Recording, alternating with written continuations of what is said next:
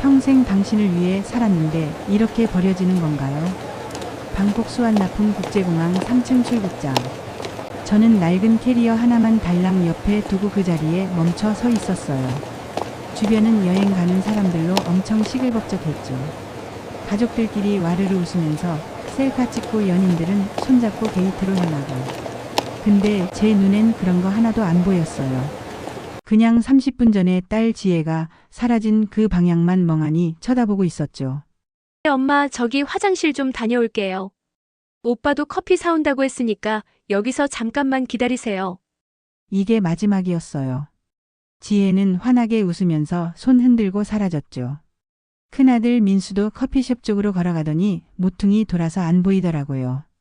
처음엔 진짜 화장실 간 줄만 알았어요. 10분쯤 지나도 안 오니까 조금 이상하긴 했죠. 20분 지나니까 뭔가 불안해지기 시작했고요. 30분 넘어가니까 저는 손 떨리는 걸 겨우 참으면서 핸드폰을 꺼냈어요. 먼저 민수한테 전화했어요. 신호음만 길게 울리다가 음성사서함으로 넘어가더라고요. 지혜한테도 걸었죠. 얘도 안 받았어요. 한 번 더, 또 한 번 더. 계속 걸어봤는데 둘 다 전화를 받지 않았어요. 제 가슴이 두근두근 거리기 시작했죠. 아, 뭔가 잘못됐구나. 분명히 뭔가 잘못된 거예요. 일시간이 흘렀어요. 저는 공항 로비를 천천히 걸으면서 자식들을 찾았어요. 화장실 앞도 가보고 커피숍도 다 돌아보고 면세점 구석구석까지 헤맸죠. 근데 민수도 없고 지혜도 없었어요. 그냥 증발해버린 것처럼 사라져버렸죠. 제 다리가 후들후들 떨리기 시작했어요. 그때 공항 안내 방송이 울려 퍼졌어요. 인천행 TG659편 탑승 시작한다는 방송이었죠. 바로 우리가 타기로 한 비행기였어요. 저는 다시 전화를 걸었어요. 이번엔 제 목소리가 떨렸죠. 제발 받아라, 제발. 근데 여전히 음성사서함 뿐이었어요. 탑승구 쪽으로 급하게 가봤어요. 사람들이 줄 서서 비행기에 오르고 있었죠. 저는 그 긴 줄을 하나하나 훑어봤어요. 혹시 얘네들이 먼저 탑승한 건 아닐까? 혹시 게이트에서 기다리고 있는 건 아닐까? 근데 아무도 없었어요. 익숙한 얼굴은 하나도 안 보였죠. 최종 탑승 안내 방송이 나왔어요. 저는 황급히 게이트 직원한테 다가갔죠. 서툰 영어로 손짓 발짓을 다 섞어가면서 설명했어요. 제 아들이랑 딸이 사라졌다고 같이 타야 하는데 찾을 수가 없다고요. 직원은 난처한 표정으로 탑승권을 확인했어요. 그리고 고개를 저었죠. 제 이름으로 된 좌석은 예약되어 있는데 민수랑 지혜 이름은 탑승자 명단에 아예 없었던 거예요. 저는 그 자리에서 얼어붙었어요. 무슨 말인지 이해가 안 됐죠. 분명히 같이 체크인 했잖아요.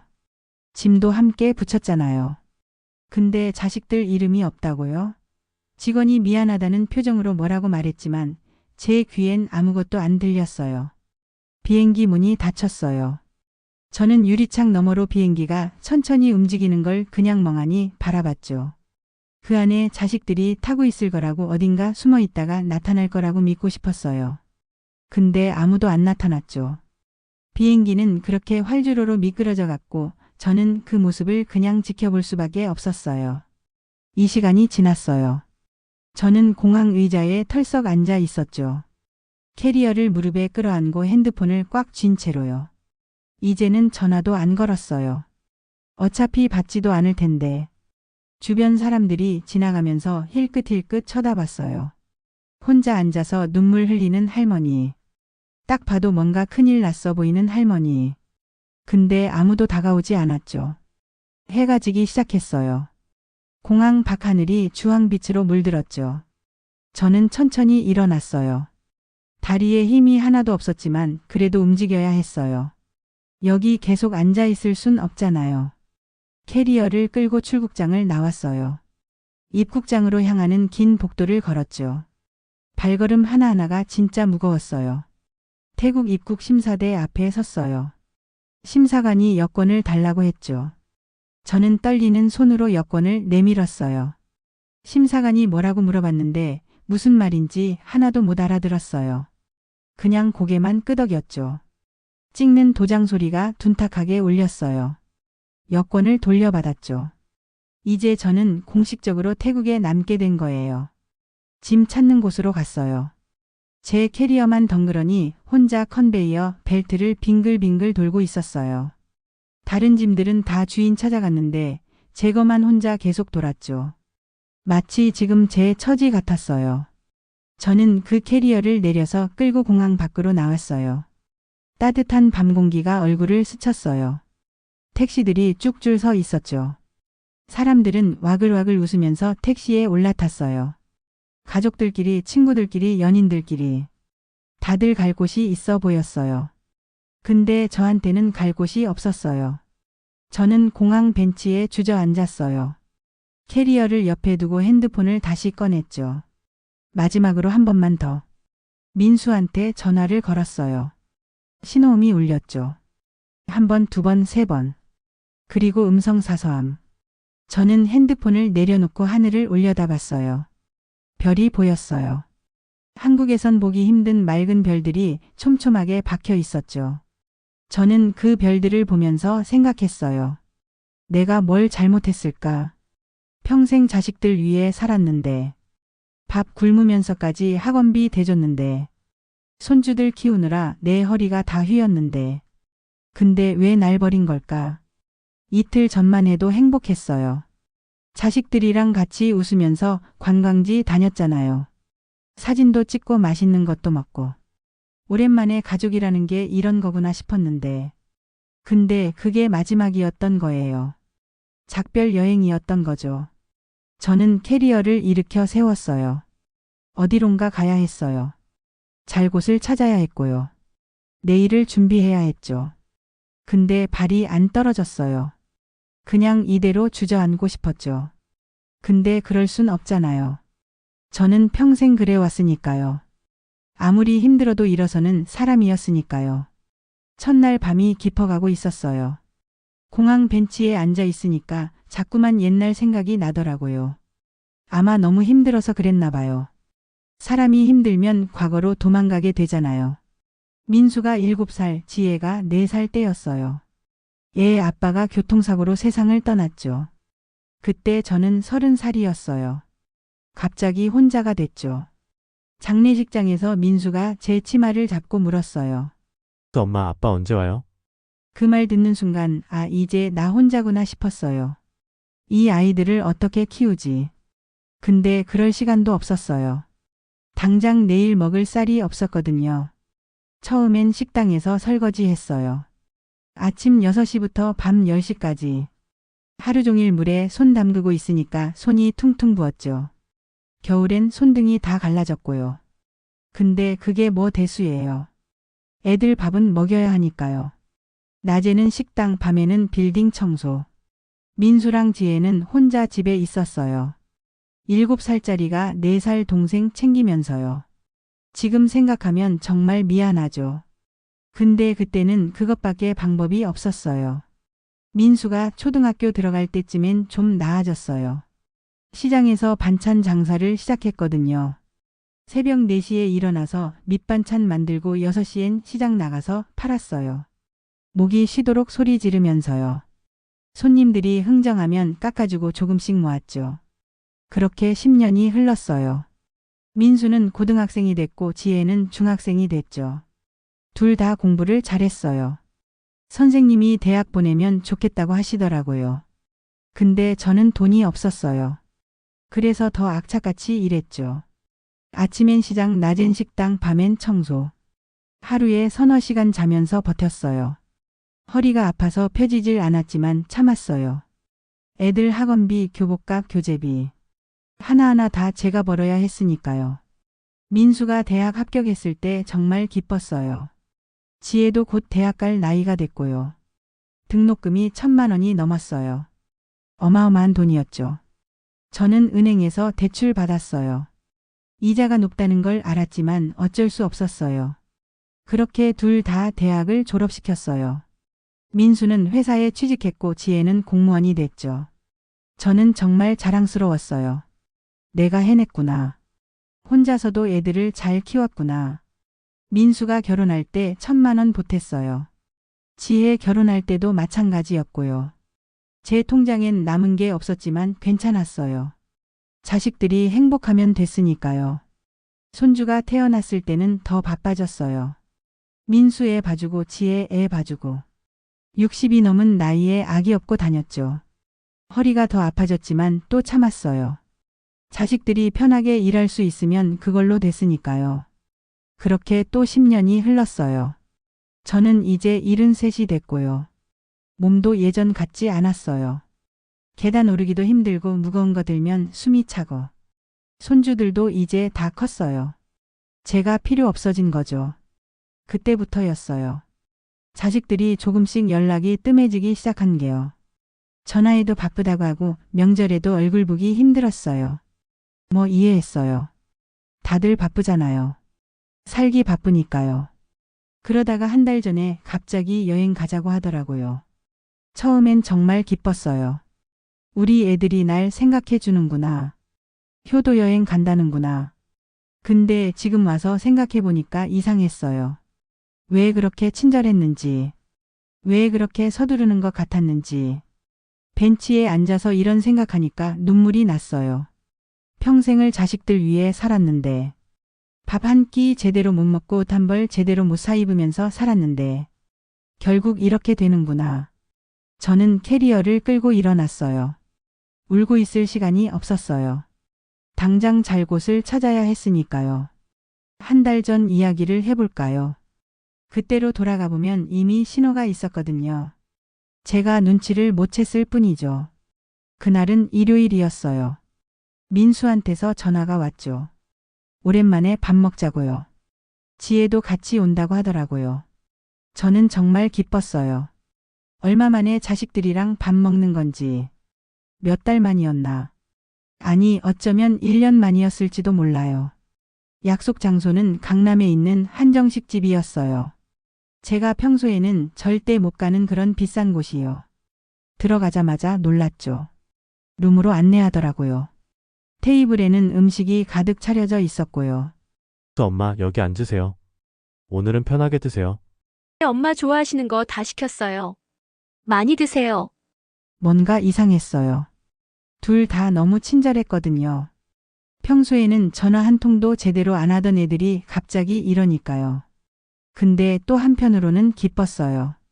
우리 애들이 이제 철이 들었나 보다. 엄마 생각을 해주는구나. 밥을 먹는데 민수가 제 반찬을 계속 덜어줬어요. 지혜는 물을 따라주고요.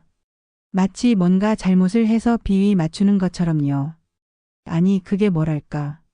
너무 과한 느낌이었어요. 식사가 끝날 무렵이었어요. 민수가 목을 가다듬더니 말을 꺼냈죠. 엄마, 저희가 오늘 드릴 말씀이 있어서 모신 거예요. 제 가슴이 철렁했어요. 무슨 안 좋은 소식인가? 누가 아픈가? 회사에서 잘렸나? 온갖 생각이 다 들었죠. 엄마 놀라지 마시고 들어보세요. 좋은 얘기예요. 엄마 평생 고생만 하시면서 사셨잖아요. 저희 키우느라, 손주들 봐주느라. 한 번도 제대로 쉬어보신 적이 없으시잖아요. 그래서 저희가 생각했어요. 엄마한테 선물 하나 드리고 싶다고요. 선물이요? 저는 고개를 갸우뚱했어요. 무슨 선물을 준다는 건지. 민수가 가방에서 뭔가를 꺼냈어요. 여행 안내 책자였죠. 태국 여행이요. 일주일 동안 푹 쉬다 오시라고요. 저는 깜짝 놀랐어요. 태국이요? 외국이요? 저는 해외여행은 평생 한 번도 안 가봤거든요. 여권도 없었어요. 아니, 무슨. 이게 얼마나 비싼데. 엄마는 괜찮아. 너희들이나 가서 놀다 와. 엄마 저희가 다 준비했어요. 여권도 만들어드렸고 항공권도 예약했어요. 호텔도 다 잡아놨고요. 엄마 혼자 가시는 거 아니에요. 저희랑 같이 가는 거예요. 셋이서요. 같이요? 자식들이랑 여행을요? 저는 꿈을 꾸는 것만 같았어요. 이런 일이 진짜 있을 수 있나. 우리 애들이 정말 이런 생각을 했다고요? 근데 너희 회사는 어떡하고? 지혜도 공무원인데 쉴 수 있어? 다 조정했어요. 휴가 내고요. 엄마 그냥 좋다고만 해주세요. 저희가 정말 오래 준비한 거예요. 오래 준비했다고요. 제 눈시울이 뜨거워졌어요. 우리 애들이 날 위해서 이렇게까지. 평생 받기만 했는데, 주기만 했는데, 이제는 받을 차례가 온 건가요? 고맙다. 정말 고마워. 출발은 다음 달 15일이에요. 그때까지 건강 잘 챙기시고요. 필요한 거 있으면 말씀하세요. 옷이든 뭐든 다 사드릴게요. 집으로 돌아오는 길에 저는 계속 웃었어요. 버스 안에서 혼자 실실 웃고 있었죠. 주변 사람들이 이상하게 쳐다봤지만 신경 안 썼어요. 너무 기뻤거든요. 그날 밤 잠이 안 왔어요. 태국이라는 나라는 어떨까? 날씨는 더울까? 음식은 맛있을까? 상상만으로도 행복했어요. 다음 날부터 민수랑 지혜한테 자주 연락이 왔어요. 여행 준비물 챙기셨냐고, 궁금한 거 없냐고. 저는 그게 너무 좋았어요. 자식들이 날 챙겨준다는 게요. 근데 지금 생각해보면 이상한 게 많았어요. 왜 그렇게 급하게 여행을 제안했는지. 왜 평소에 연락도 안 하던 애들이 갑자기 매일 전화를 했는지. 왜 제 여권까지 미리 만들어 놨는지. 그리고 뭔가 숨기는 것 같았어요. 제가 여행 이야기를 꺼낼 때마다 둘이 눈빛을 주고받았거든요. 마치 비밀이 있는 것처럼요. 근데 저는 그냥 좋은 쪽으로만 생각했어요. 자식들이 깜짝 이벤트를 준비하나 보다. 그런 거겠지. 여행 가기 며칠 전에 민수가 또 밥 먹자고 했어요. 이번엔 지혜는 없고 민수만 왔죠. 밥 먹으면서 민수가 물었어요. 엄마, 저희한테 하고 싶은 말씀 없으세요? 저 없는데. 왜? 그냥요. 혹시 서운한 거라든가 섭섭한 거라든가. 이상했어요. 왜 갑자기 그런 걸 물어보는지. 저는 고개를 저었어요. 서운한 게 어디 있어요. 그저 감사할 뿐이죠. 엄마 정말 최고세요. 저희를 이렇게 키워주셔서 감사해요. 그 말을 들으니까 눈물이 날 것 같았어요. 우리 민수가 언제 이렇게 컸나. 이런 말을 할 줄 아는 어른이 됐나. 저는 민수 손을 꽉 잡았어요. 너도 고마워. 이렇게 자라줘서. 민수가 웃었어요. 근데 그 웃음이 왠지 슬퍼 보였어요. 마치 무슨 작별 인사하는 것 같았죠. 근데 저는 그냥 제 착각이라고 생각했어요. 드디어 출발하는 날이었어요. 공항에서 만났을 때 민수랑 지혜가 저를 보자마자 와락 안아줬어요. 오랜만에 느껴보는 자식들 체온이었죠. 따뜻했어요. 그게 진짜 마지막 포옹이 될 줄은 몰랐어요. 비행기 타는 것 자체가 처음이었어요. 73 평생 살면서 한 번도 못 타봤죠. 이륙할 때 귀가 먹먹해지니까 깜짝 놀랐어요. 민수가 사탕을 건네주면서 빨라고 하더라고요. 지혜는 제 손을 꽉 잡아줬고요. 창밖을 보니까 구름 위를 날고 있었어요. 세상에, 이게 구름이구나. 솜사탕처럼 폭신폭신해 보이더라고요. 저는 계속 창밖만 쳐다봤어요. 너무 신기해서요. 엄마, 사진 찍어드릴까요? 아니야, 괜찮아. 눈으로 담으면 되지. 아니에요. 기념으로 남겨야죠. 지혜가 핸드폰 들고 제 사진을 막 찍었어요. 저는 어색하게 웃었죠. 사진 찍는 것도 오랜만이었거든요. 마지막으로 찍은 게 언제였더라. 아마 손주 돌잔치 때였나. 방콕에 도착했을 때는 밤이었어요. 공항에서 나오니까 후끈한 열기가 확 느껴지더라고요. 한국은 쌀쌀했는데 여기는 여름 같았죠. 민수가 제 캐리어를 들어줬어요. 택시를 타고 호텔로 향했죠. 호텔이 진짜 어마어마했어요. 로비부터가 궁전 같았거든요. 샹들리에가 반짝반짝 빛나고 바닥은 대리석이고. 저는 그냥 입이 딱 벌어졌어요. 이런 데서 자도 되나. 너무 아까운데. 방에 들어가니까 더 놀랐어요. 침대가 엄청 크고 창문으로는 도시 야경이 보이고. 화장실도 제 집 거실만 했어요. 욕조도 있더라고요. 평생 욕조에 몸 담가본 적이 없는데. 엄마, 이 방은 엄마 혼자 쓰시는 거예요. 저희는 옆방 썼어요. 어머? 혼자? 이렇게 큰 방을? 네, 푹 쉬세요. 내일 아침에 식당에서 만나요. 자식들이 나가고 혼자 남았어요. 저는 침대에 조심스럽게 앉았죠. 푹신했어요. 너무 푹신해서 오히려 불편할 정도였죠. 집에서는 딱딱한 이불 깔고 자는데 그날 밤 잠이 안 왔어요. 너무 신기하고 행복해서요. 이게 꿈인가 싶었죠. 내가 정말 외국 호텔에 와 있는 건가? 우리 자식들이 날 여기까지 데려온 건가? 다음 날 아침 뷔페 식당에 갔어요. 음식이 정말 엄청나게 많았어요. 한국 음식, 서양 음식, 과일, 빵. 뭘 먹어야 할지 모르겠더라고요. 민수랑 지혜가 제 접시에 음식을 담아줬어요. 엄마 이거 드셔보세요. 망고 진짜 달아요. 망고를 먹어봤어요. 세상에 이렇게 달 수가 있나. 입안에서 살살 녹더라고요. 저는 계속 감탄했죠. 그날부터 일주일 동안 정말 꿈 같았어요. 절에도 가고 시장도 구경하고 배도 타고 매일매일이 신기했어요. 자식들은 저를 정말 극진히 모셔줬죠. 왕궁에 갔을 때예요. 황금빛으로 반짝이는 건물을 보면서 저는 넛을 잃었어요. 이런 게 세상에 있구나. 지혜가 제 팔짱을 끼고 함께 걸었어요. 민수는 계속 사진을 찍어줬고요. 엄마, 여기서 한 장 더요. 아이고 됐어. 너무 많이 찍었어. 아니에요. 많이 찍어야 나중에 보죠. 나중에. 그 말이 왠지 이상하게 들렸어요. 근데 그냥 넘어갔죠. 수상시장에도 갔어요. 배를 타고 시장을 구경하는 거였는데 신기했어요. 상인들이 배에서 과일이랑 음식을 팔고 있었죠. 민수가 코코넛을 사줬어요. 빨대에 꽂아서 마시는 건데 시원하고 달았어요. 너희들도 마셔. 엄마 혼자 마시기 미안해. 괜찮아요. 엄마가 다 드세요. 엄마 행복하신 거 보니까 저희도 행복해요. 그 말을 들으니까 눈물이 날 것 같았어요. 행복했거든요. 정말 행복했어요. 이렇게 자식들이랑 여행 다니는 게 이렇게 좋은 건지 몰랐죠. 근데 이상한 게 하나 있었어요. 자식들이 저를 볼 때마다 뭔가 슬픈 표정을 짓는 거예요. 웃으면서도 눈빛은 슬프더라고요. 마치 뭔가를 후회하는 것 같았죠. 어느 날 저녁 호텔 옥상 레스토랑에서 식사를 했어요. 야경이 정말 예쁘게 보이는 곳이었죠. 촛불이 켜진 테이블에 앉아서 스테이크를 먹었어요. 저는 스테이크도 처음 먹어봤거든요. 민수가 와인을 따라줬어요. 저는 술을 거의 안 마시는데 그날은 한 모금 마셨죠. 쌉싸름하면서도 부드러웠어요. 엄마 저희한테 하고 싶은 말 없으세요? 또 그 질문이었어요. 왜 자꾸 그런 걸 물어보는지.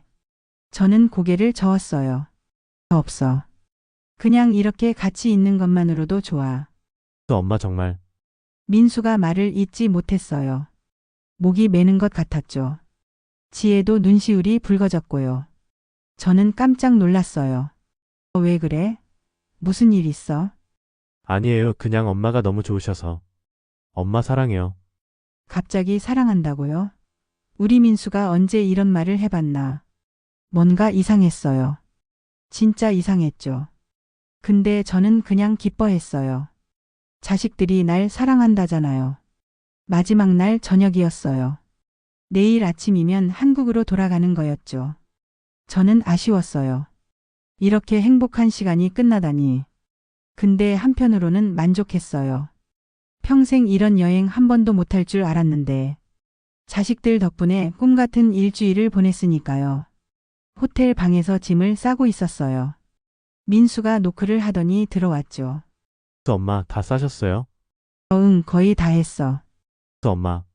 내일 공항에서 잠깐 떨어져 있을 수도 있어요. 왜? 저희가 면세점에서 살 게 있어서요. 엄마는 먼저 체크인하고 계세요. 금방 갈게요. 그때도 이상하다고 생각했어야 했어요. 왜 체크인을 따로 하는지, 왜 미리 말해주는지. 근데 저는 그냥 알았다고 했죠. 알았어. 엄마는 먼저 게이트에서 기다리고 있을게. 민수가 저를 꽉 안아줬어요. 오래, 아주 오래요. 마치 마지막인 것처럼요. 엄마 정말 고마워요. 평생 감사할게요. 저는 등을 토닥여줬어요. 우리 아들이 왜 이러나. 감동받아서 그런가 보다. 그게 정말 마지막 포옹이었어요. 다시 현실로 돌아왔어요. 공항 벤치에서 일어나서 캐리어를 끌고 걷기 시작했죠. 어디로 가야 할지 몰랐어요. 그냥 발길 닿는 대로 걸었어요.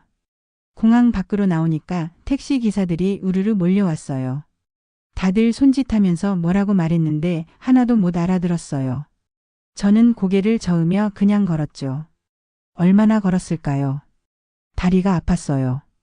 허리도 아팠고요. 근처에 작은 모텔이 보였어요. 간판에 숫자가 쓰여 있더라고요. 아마 가격인 것 같았어요. 500이라고 적혀 있었죠. 얼만지는 모르겠지만 일단 들어가 봤어요. 프론트 직원이 뭐라고 물었어요. 저는 손가락으로 하나를 가리키며 말했죠. 더원원 나잇. 직원이 고개를 끄덕이더니 계산기를 보여줬어요. 500바트. 한국 돈으로 한 2만 원쯤 되나 봐요. 저는 지갑을 꺼냈어요. 다행히 환전한 돈이 조금 있었죠. 민수가 미리 바꿔준 거였어요. 그때는 고마웠는데 지금은 씁쓸했어요. 방은 정말 작고 낡았어요. 침대 하나, 작은 탁자 하나. 에어컨은 없고 선풍기만 있었죠. 창문도 작아서 환기도 잘 안 됐어요. 근데 뭐 어때요? 잘 곳이 있는 것만 해도 감사하죠. 짐을 풀지도 않고 그냥 침대에 누웠어요. 천장을 보니까 곰팡이 자국이 있더라고요. 페인트도 여기저기 벗겨져 있었고요. 아까 머물렀던 5성급 호텔이랑은 하늘과 땅 차이였죠. 핸드폰을 다시 꺼냈어요. 마지막으로 한 번만 더. 민수한테 전화를 걸었어요. 신호음이 울렸죠. 받아라. 제발 받아라. 근데 역시 음성사서함이었어요.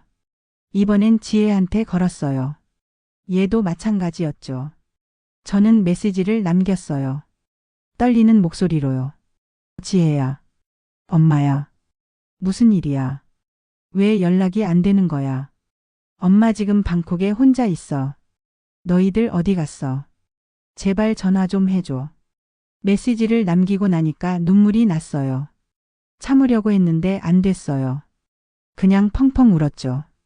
이불로 얼굴을 가리고 소리 내서 울었어요. 왜 나한테 이러는 거야?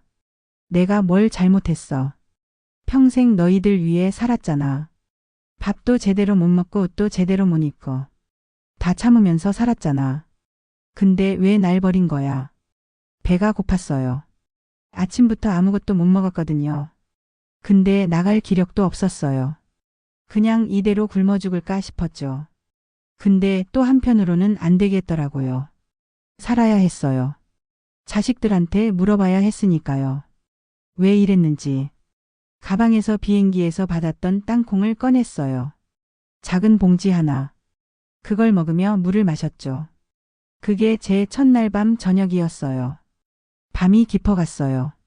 밖에서는 오토바이 소리, 사람들 소리가 시끌벅적했어요. 창문으로 네온사인 불빛이 들어왔죠. 잠이 안 왔어요. 눈을 감으면 자식들 얼굴이 보였거든요. 민수 어릴 적 얼굴. 초등학교 입학식 때 새 책가방 메고 좋아하던 모습. 지혜가 처음 걸음마 했을 때 넘어지면서도 웃던 얼굴. 그 아이들이 날 버렸다니. 믿기지가 않았어요. 선풍기가 삐걱삐걱 소리를 내면서 돌았어요. 더웠어요. 땀이 흘렀죠. 근데 추웠어요. 마음이 추웠어요. 이렇게 외롭고 쓸쓸한 적은 처음이었어요. 남편이 죽었을 때보다 더 외로웠어요. 핸드폰을 또 확인했어요. 혹시 문자가 왔을까? 혹시 부재중 전화가 있을까? 근데 아무것도 없었어요. 배터리는 50%밖에 안 남았고요. 충전기는 가방에 있었지만 꺼낼 힘도 없었어요. 새벽 2시쯤 됐을까요? 겨우 잠이 들었어요. 근데 꿈을 꿨죠. 자식들이 저를 데리러 오는 꿈이었어요. 엄마 미안해요. 우리가 잠깐 길을 잃었어요. 엄마 이제 집에 가요. 같이 가요. 꿈에서 저는 울면서 자식들을 안았어요. 그렇게 안고 있는데 갑자기 자식들이 사라졌어요. 제 품에서 연기처럼 사라져버렸죠. 저는 비명을 지르며 깼어요. 식은땀이 흘렀어요. 심장이 빠르게 뛰었죠. 주변을 둘러봤어요. 낯선 모텔 방. 혼자. 꿈이 아니었어요. 현실이었죠. 창밖이 조금씩 밝아오고 있었어요. 첫날 밤이 지나가고 있었어요. 이틀째 아침이 오고 있었죠. 근데 자식들은 여전히 나타나지 않았어요. 저는 침대에서 일어나 창가로 갔어요. 거리에는 벌써 사람들이 움직이고 있었죠. 다들 바쁘게 어디론가 가고 있었어요. 저만 갈 곳이 없었어요. 지갑을 확인했어요. 남은 돈이 얼마나 될까? 한국 돈 10만 원 정도와 태국 돈 2,000바트 정도. 비행기표 살 돈은 없었어요. 며칠이나 버틸 수 있을까? 배에서 꼬르륵 소리가 났어요. 뭐라도 먹어야 했어요. 씻지도 않고 그냥 밖으로 나왔어요. 거리에는 노점상들이 음식을 팔고 있었죠. 꼬치구이 같은 게 보였어요. 손가락으로 가리키며 하나 달라고 했어요. 장사하는 아줌마가 50바트를 달라고 하더라고요. 저는 돈을 건넸어요. 꼬치를 받아서 한 입 베어 물었죠. 맛은 잘 모르겠었어요. 그냥 입에 넣고 씹었어요. 벤치에 앉아서 꼬치를 먹으면서 지나가는 사람들을 봤어요. 출근하는 사람들, 학교 가는 아이들. 다들 목적지가 있어 보였어요. 저만 없었죠. 핸드폰을 또 켰어요. 배터리 30%. 다시 민수한테 전화했어요. 또 음성사서함. 지혜한테도 걸었죠. 역시 음성사서함. 이제는 화가 났어요. 야, 너희들. 이게 뭐 하는 짓이야. 엄마한테 이러면 안 되는 거야. 제발 전화 좀 받아. 소리를 지르니까 지나가던 사람들이 쳐다봤어요. 저는 신경 쓰지 않았어요. 이미 체면 같은 건 다 버렸거든요. 모텔로 돌아와서 하루 종일 침대에 누워 있었어요. 천장만 쳐다봤죠. 가끔 핸드폰을 확인했어요. 혹시나 해서요. 근데 아무 연락도 없었어요. 저녁이 됐어요. 또 배가 고팠지만 나가기 싫었어요. 그냥 물만 마시고 누워 있었죠. 이틀째 밤이 깊어갔어요. 내일은 어떻게 하지? 계속 여기 있을 수는 없어. 근데 갈 곳도 없어. 돈도 얼마 없어. 어떡하지? 정말 어떡하지? 이틀째 아침이 밝았어요. 저는 눈을 떴지만 일어나고 싶지 않았어요. 그냥 이대로 계속 누워있고 싶었죠. 아니, 차라리 눈을 안 뜨고 싶었어요. 핸드폰 배터리가 15%밖에 안 남았어요. 어제 충전하는 걸 깜빡했죠. 아니, 충전할 힘이 없었어요. 그냥 모든 게 귀찮았거든요. 그래도 마지막으로 한 번만 더. 민수한테 전화를 걸었어요. 이번에도 음성 사서함이었죠. 저는 메시지를 남겼어요. 민수야. 엄마 정말 힘들어. 제발 전화 좀 해줘. 아니면 문자라도. 엄마가 뭘 잘못했는지 말해줘. 고칠게. 다 고칠 테니까 제발. 목소리가 떨렸어요. 말을 끝까지 못하고 끊어버렸죠. 핸드폰 배터리가 10%로 떨어졌어요.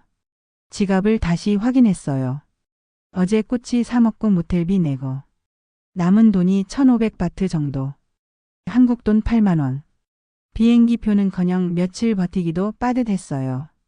그때 문득 생각났어요. 한국에 있는 친구한테 전화해볼까. 영희 언니. 50년 지기 친구죠. 얘한테라도 도움을 청해야 하나. 근데 창피했어요. 자식들한테 버림받았다고 말하기가. 결국 전화를 걸었어요. 영희 언니가 받았죠. 여보세요? 순자야? 언니. 나야. 어머 순자야 웬일이야? 지금 태국에 있다며? 애들이랑 여행 간다고 했잖아. 어때? 재밌어? 재밌냐고요. 저는 대답을 못했어요. 목이 메어서요. 순자야? 왜 그래? 무슨 일 있어? 언니. 나. 말이 안 나왔어요. 자식들이 날 버렸다고. 지금 혼자 모텔에서 떨고 있다고. 그 말을 어떻게 해요? 순자야 무슨 일이야 말 좀 해봐. 너 아니야. 아무 일도 아니야. 그냥. 너무 좋아서 전화했어. 언니 목소리 듣고 싶어서. 그래? 좋으면 됐다 많이 즐기고 와. 사진 많이 찍고. 응. 그럴게. 전화를 끊었어요. 결국 말 못했죠. 창피해서. 부끄러워서. 평생 자식 자랑하고 다녔는데 이제 와서 버림받았다고 말할 수가 없었어요. 그날 하루 종일 방에만 있었어요. 아무것도 먹지 않았어요. 물만 마셨죠. 배고픔보다 마음이 더 아팠거든요. 저녁 때쯤 됐을까요? 핸드폰 배터리가 5%였어요. 마지막으로 지혜한테 문자를 보냈어요. 지혜야, 엄마야. 제발 연락 좀 해줘. 엄마 정말 무서워. 어떻게 해야 할지 모르겠어. 미안해. 엄마가 뭘 잘못했는지 모르겠지만 미안해. 제발. 문자를 보내고 나니까 핸드폰이 꺼졌어요. 배터리가 다 닳아버렸죠. 저는 그제야 충전기를 찾아서 꽂았어요. 근데 충전되는 게 너무 느렸어요. 창밖을 봤어요. 밤이었죠. 네온 사인이 번쩍번쩍했어요. 사람들은 웃으면서 걷고 있었고요. 저만 울고 있었어요. 내가 왜 이렇게 살아야 하지? 평생 참고 살았어. 힘들어도 참았고 아파도 참았어. 자식들 위해서라면 뭐든지 했어. 근데 이게 결말이야. 이렇게 버림받는 게? 거울을 봤어요. 초췌한 제 얼굴이 보였죠. 머리는 헝클어져 있었고 눈은 퉁퉁 부어 있었어요. 73 할머니. 외국에 혼자 버려진 할머니. 이게 바로 저였어요. 이틀째 밤도 깊어갔어요. 내일이면 이 모텔도 나가야 했어요. 돈이 없으니까요. 그럼 어디로 가지? 공항으로 다시 가야 하나? 거기서 노숙을 해야 하나? 핸드폰이 조금 충전됐어요. 10%쯤. 켜봤죠. 혹시나 해서. 근데 역시 아무 연락도 없었어요. 저는 그때 깨달았어요. 아, 이게 진짜구나. 정말로 날 버린 거구나. 다시는 안 올 거구나. 그 생각이 드니까 숨이 막혔어요. 이틀째 밤 저는 처음으로 생각했어요. 차라리 여기서 끝낼까. 이렇게 사는 것보다 차라리. 근데 그럴 용기도 없더라고요. 겁쟁이니까요. 평생 겁쟁이로 살았으니까요. 이틀째 밤 8시쯤이었을까요? 저는 침대에 누워서 그냥 천장만 쳐다보고 있었어요. 이제 생각도 안 났어요. 머릿속이 하얘졌죠. 그냥 멍하니 있었어요. 그때 누가 문을 노크했어요. 똑똑똑. 저는 깜짝 놀랐어요. 누가 날 찾아올 리가 없는데. 모텔 주인인가? 돈 더 내라고 온 건가? 저는 일어나서 문 쪽으로 갔어요. 똑똑똑. 다시 노크 소리가 들렸어요. 저는 조심스럽게 문을 열었죠. 밖에는 젊은 남자가 서 있었어요. 정장을 입고 있었고요. 호텔 직원 같아 보였어요. 근데 이건 모텔인데 왜 호텔 직원이? 박순자 씨 맞으십니까? 저는 깜짝 놀랐어요. 이 사람이 어떻게 제 이름을 알아요? 게다가 한국말을 하잖아요. 네, 맞는데요. 누구세요? 안녕하세요. 저는 그랜드 호텔에서 나왔습니다. 손님을 모시러 왔습니다. 그랜드 호텔이요. 무슨 소리예요? 저는 고개를 가로저었어요. 아니, 잘못 찾아오신 것 같은데요. 저는 그런데 예약 안 했어요. 예약은 따님이신 김지혜 씨께서 하셨습니다. 박순자님을 모시라는 연락을 받았습니다. 지혜요. 제 딸 지혜가요. 저는 순간 숨이 막혔어요. 지혜가 날 찾고 있었던 거예요. 지혜가 연락했다고요? 네, 오늘 저녁 6시에 연락이 왔습니다. 어머님을 꼭 모셔오라고 하셨습니다. 어머님 핸드폰이 꺼져 있어서 찾는데 시간이 좀 걸렸습니다. 제 핸드폰이 꺼져 있었죠. 배터리가 나가서요. 그래서 연락을 못 받은 거였어요. 저는 얼떨떨했어요. 근데 왜요? 지혜는 어디 있어요? 민수는요? 죄송합니다만 저도 자세한 사항은 모릅니다. 다만 어머님을 모시고 오라는 지시만 받았습니다. 지금 차가 밖에 대기하고 있습니다. 저는 믿기지가 않았어요. 이게 꿈인가? 아니면 사기인가? 근데 이 사람이 제 이름을 알고 지혜 이름까지 알잖아요. 어머님, 짐 챙기시겠습니까? 제가 도와드리겠습니다. 저는 망설였어요. 따라가야 하나? 근데 이상한 곳으로 끌려가는 건 아닐까? 온갖 생각이 다 들었죠. 근데 한편으로는 기대도 됐어요. 혹시 정말 지혜가 날 찾는 건가? 결국 짐을 챙겼어요. 어차피 잃을 것도 없었으니까요. 남자는 제 캐리어를 들어줬어요. 모텔을 나와서 밖으로 나갔죠. 정말로 차가 있었어요. 까만색 고급 세단. 운전기사도 있었고요. 남자가 뒷문을 열어줬어요. 저는 조심스럽게 탔죠. 차가 출발했어요. 창밖을 보니까 방콕 시내를 달리고 있었어요. 네온사인들이 지나갔죠.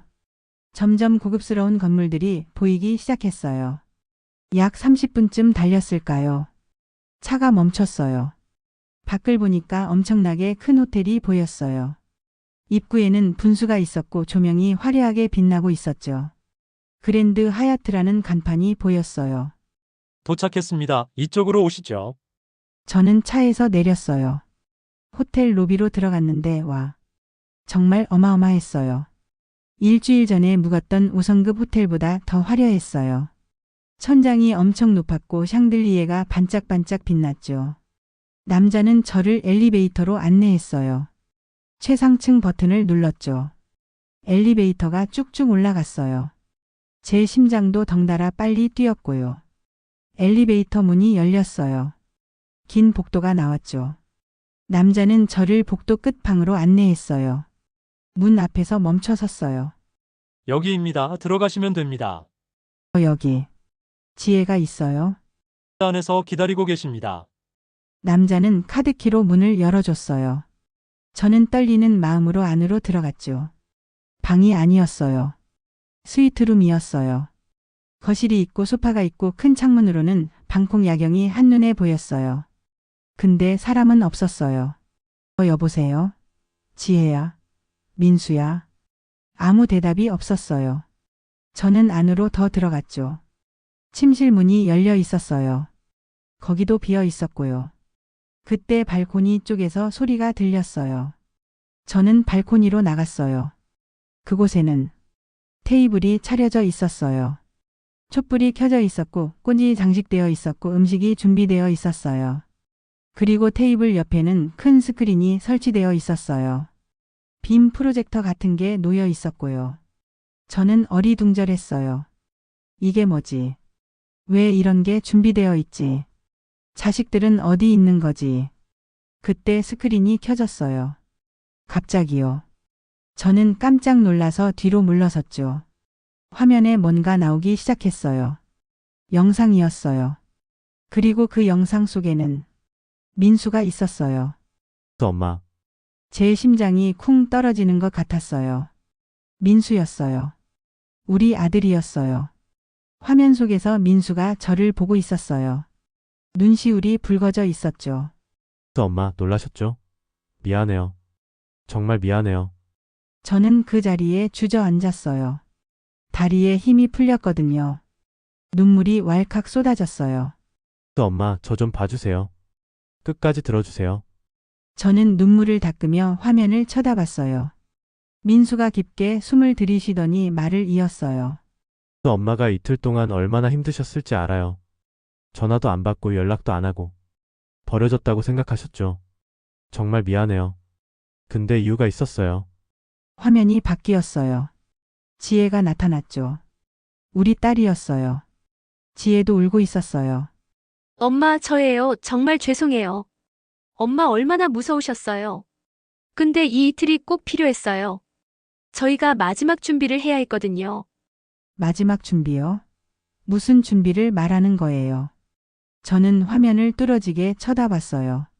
엄마, 저희는 지난 2년 동안 준비했어요. 엄마를 위해서요. 엄마가 평생 우리를 위해 희생하셨잖아요. 이제는 저희 차례라고 생각했어요. 화면이 또 바뀌었어요. 이번에는 집이 보였어요. 예쁜 주택이었죠. 작은 정원이 있고 햇살이 잘 드는 거실이 있고 엄마 여기 보이시죠? 이게 엄마 집이에요. 저희가 마련한 거예요. 제 입이 떡 벌어졌어요. 집이요? 제 집이요? 엄마가 평생 셋방살이 하셨잖아요. 한 번도 내 집이라는 게 없으셨잖아요. 그게 저희는 너무 마음 아팠어요. 그래서 2년 동안 저희가 돈을 모았어요. 지혜랑 저랑 매달 모아서요. 화면에 집 내부가 보이기 시작했어요. 방 3개, 화장실 2개. 부엌은 넓고 밝았어요. 거실 창으로는 작은 정원이 보였죠. 위치는 저희 집에서 가까워요. 차로 10분 거리예요. 엄마 자주 뵐 수 있게요. 그리고 1층이라서 계단 오르내리실 필요 없어요. 엄마 무릎 안 좋으시잖아요. 저는 눈물이 멈추지 않았어요. 우리 자식들이 이런 걸 준비했다고요. 근데 문제가 있었어요. 집은 샀는데 인테리어가 안 끝났거든요. 여행 가기 전까지는 80%밖에 안 됐어요. 그래서 저희가 결정했어요. 엄마를 태국에 모시고 와서 저희는 이틀 동안 한국 가서 마무리하자고요. 그래서 공항에서 사라진 거였어요. 저를 버린 게 아니라 집을 완성하러 간 거였어요. 엄마 핸드폰을 일부러 안 받은 게 아니에요. 한국 가는 비행기 안에서는 전화를 받을 수가 없었어요. 그리고 도착해서는 정신없이 일했어요. 가구 배치하고 청소하고 엄마 좋아하실 만한 것들로 채우고요. 화면에 사진들이 나오기 시작했어요. 민수랑 지혜가 가구를 나르는 모습, 청소하는 모습, 침대를 설치하는 모습. 둘 다 땀범벅이 되어 있었죠. 이틀 동안 거의 안 자고 일했어요. 오늘 오후에 드디어 다 끝났어요. 그래서 지혜가 바로 호텔에 연락한 거예요. 엄마를 모셔오라고요. 저는 바닥에 주저앉아서 엉엉 울었어요. 미안했어요. 자식들을 원망했던 제 자신이, 버림받았다고 생각했던 제가. 엄마 정말 미안해요. 다른 방법이 있었을 텐데. 엄마를 덜 힘들게 했을 텐데. 근데 깜짝 선물을 주고 싶었어요. 엄마가 평생 우리한테 해주셨던 것처럼요. 화면이 다시 바뀌었어요. 이번에는 민수와 지혜가 함께 있었어요. 둘 다 카메라를 보며 웃고 있었죠. 엄마, 이제 편하게 사세요. 저희가 모실게요. 엄마는 평생 충분히 일하셨어요. 이제는 쉬실 차례예요. 손주들도 자주 데리고 갈게요. 엄마 집에서 같이 밥 먹고 놀고요. 엄마 사랑해요. 정말 사랑해요. 화면이 꺼졌어요. 저는 그 자리에서 한참을 울었어요. 기쁨의 눈물이었어요. 감사의 눈물이었어요. 그때 문이 열리는 소리가 들렸어요. 저는 고개를 돌렸죠. 현관 쪽에서 민수와 지혜가 들어오고 있었어요. 진짜였어요. 영상이 아니라 진짜 우리 자식들이었어요. 엄마, 엄마. 둘이 달려와서 저를 안아줬어요.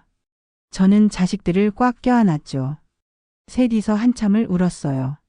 너희들 정말 고마워. 우리가 더 감사하죠. 이렇게 키워주셔서요. 엄마 내일 한국 가요. 새집 구경하러요. 정말 내 집이야. 꿈 아니지? 꿈 아니에요. 진짜예요. 엄마 집이에요. 저는 또 울었어요. 행복해서요. 자식들이 저를 버린 게 아니었어요. 오히려 더 큰 선물을 준비하고 있었던 거예요. 그날 밤 우리는 발코니에서 준비된 저녁을 먹었어요. 촛불을 켜고 방콕 야경을 보면서요. 민수가 와인을 따라줬고 지혜가 음식을 덜어줬어요. 너희들 진짜 어떻게 이런 생각을 했어? 엄마가 평생 우리한테 해주신 거예요. 이제는 우리 차례니까요. 엄마 효도는 이제 시작이에요. 앞으로 더 잘할게요. 저는 자식들의 손을 꽉 잡았어요. 따뜻했어요. 제 인생에서 가장 따뜻한 밤이었어요. 이틀 동안의 지옥 같았던 시간. 근데 그 끝에는 천국이 기다리고 있었어요. 다음 날 우리는 함께 한국으로 돌아왔어요. 공항에서 나와 차를 타고 한참을 달렸죠. 도착한 곳은 조용한 주택가였어요. 엄마 도착했어요. 제 앞에는 예쁜 주택이 서 있었어요. 작은 정원에는 꽃이 피어 있었고요.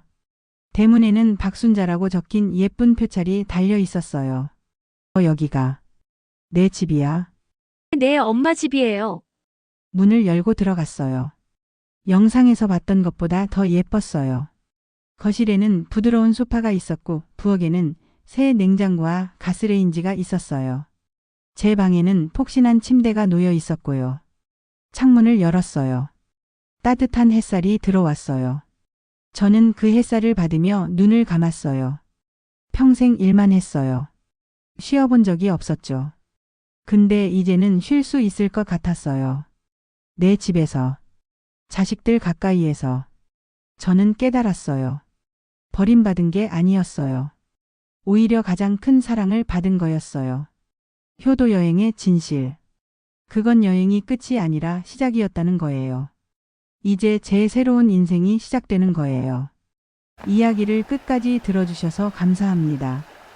여러분이라면 어떻게 하셨을까요? 댓글로 의견 남겨주시면 정말 감사하겠습니다. 구독과 좋아요 그리고 알림 설정까지 해주시면 다음 이야기도 함께 할 수 있습니다. 다음에 또 만나요. 감사합니다.